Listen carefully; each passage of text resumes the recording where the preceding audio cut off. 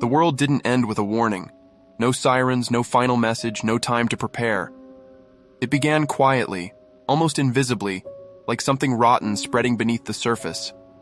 One night people were drinking, arguing, living their ordinary lives. The next, the dead were walking among them. No one understood what was happening. By the time the truth became impossible to ignore, it was already too late. Cities fell within hours. Streets turned into slaughterhouses. The living became prey, and the dead, they were everywhere. But the truth, buried beneath panic and collapsing systems, was far darker. According to scattered reports and fragmented data, it all traced back to experimental medical treatments distributed during a global pandemic years earlier. Officially, they were meant to save humanity. Unofficially, something else was hidden inside. Advanced nanotechnology, dormant, waiting. Inside it, a modified strain of something resembling rabies, altered beyond recognition. It didn't spread like a normal disease. It waited for activation. And then the signal came. Low-frequency transmissions, origin unknown, triggered the change. Minds collapsed. Bodies followed.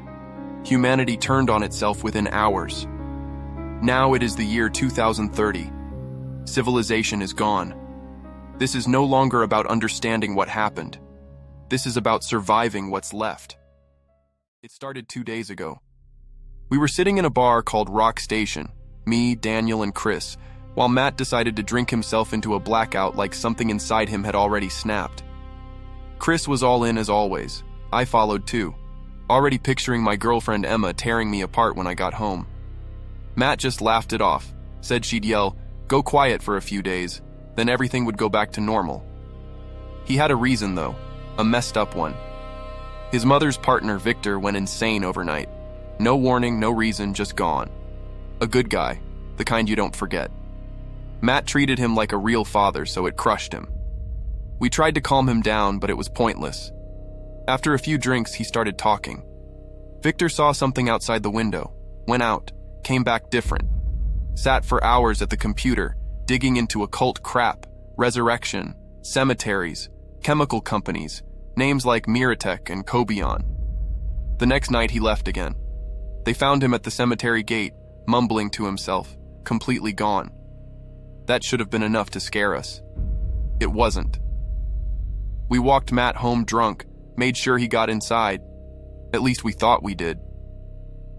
The next day, Emma blocked the door, already angry. Matt was missing. They found his jacket near the cemetery gate, soaked in blood. That sobered me up instantly. I grabbed Chris and we went there. The moment we stepped through the gate, I smelled it. Rot. Thick, sweet, suffocating, like the ground itself was decaying. He smelled nothing. Graves were disturbed, soil torn open like something clawed its way out from below. We found nothing else. But something felt wrong, deeply wrong. That night I went back alone. Fog swallowed everything. The smell was stronger, unbearable. I heard it, dragging footsteps, slow, heavy, unnatural. I followed like an idiot. A small chapel appeared ahead, hidden under dead branches.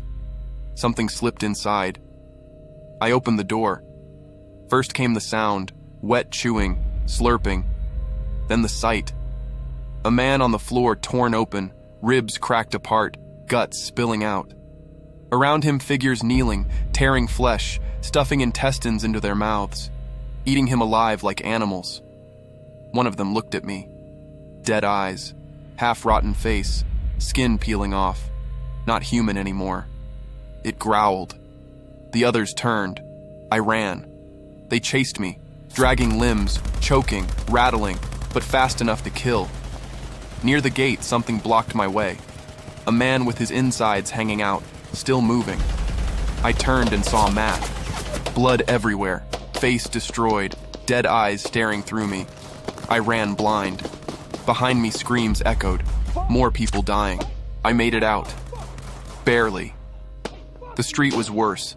Crashed cars, a night bus torn open, people screaming inside while those things ripped them apart.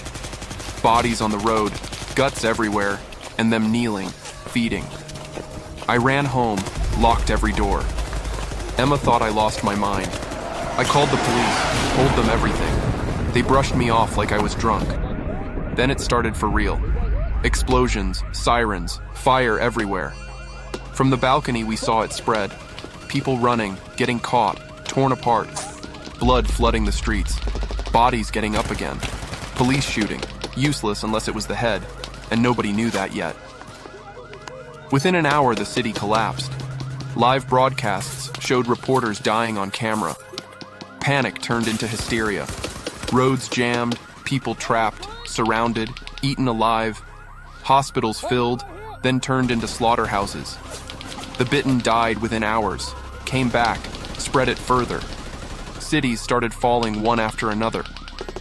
I saw a man turn in minutes, then attack the paramedic trying to save him. No army, no evacuation, no control. Everything gone. We stayed inside. Internet died, phones dead, power gone. Only water left, so we filled everything we could. Outside they wandered, slow during the day, waiting. Streets full of abandoned cars, blood, and those things dragging their bodies, hungry, always hungry. Dogs turned feral. Anything alive became prey. Silence broken only by distant screams.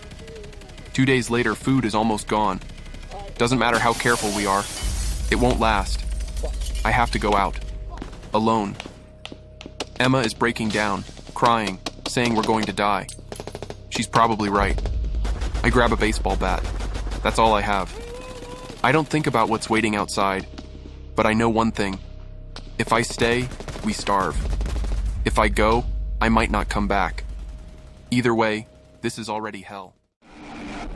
Nothing